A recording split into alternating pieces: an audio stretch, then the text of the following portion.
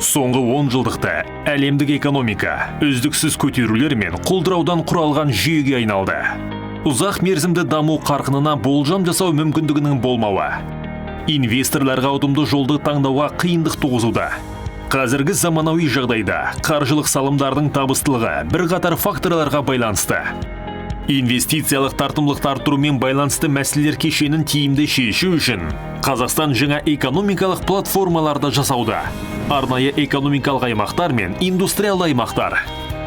Еуразия материгінің дәл ортасында, шығыс пен батыс арасында тарихи қалыптасқан сауда жолында бірегей географиялық орналасуы, сондай-ақ заманауи дамыған логистикалық желінің дамуы Қазақстанды шынайы инвестициялық жақұтқа айналдырады. Мемлекеттік транзиттік әлеуетін бағаламау мүмкін емес. Қазіргі күні Қазақстанда 13 арнайы экономикалық аймақ бар. Олар инвесторларды бизнесті сәтті жүргізу үшін барлық преференциялар тізімімен қамтамасыз етеді.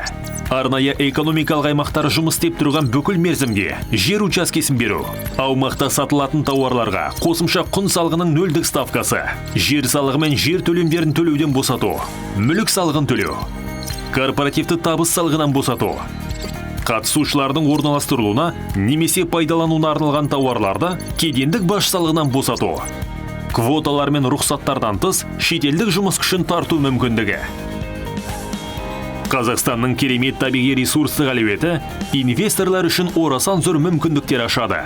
Батыс аймақтарда шоғырланған мұнай мен газдың бай кен орындары Қазақстанды әлемдегі ең ірі мұнай өндіруші елдер қатарына қосуға мүмкіндік береді.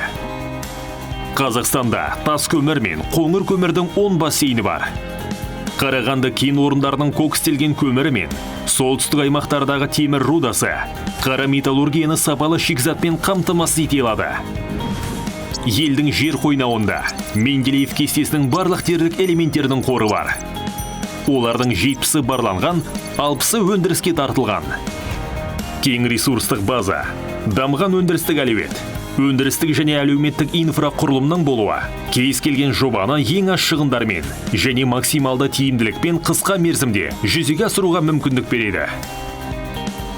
Халықаралық тәжірибені ескере отырып, арнайы экономикалық аймақты басқару бойынша бірыңғай үйлестіру орталығының құрылымын қалыптастыру бойынша жұмыс жүргізілді.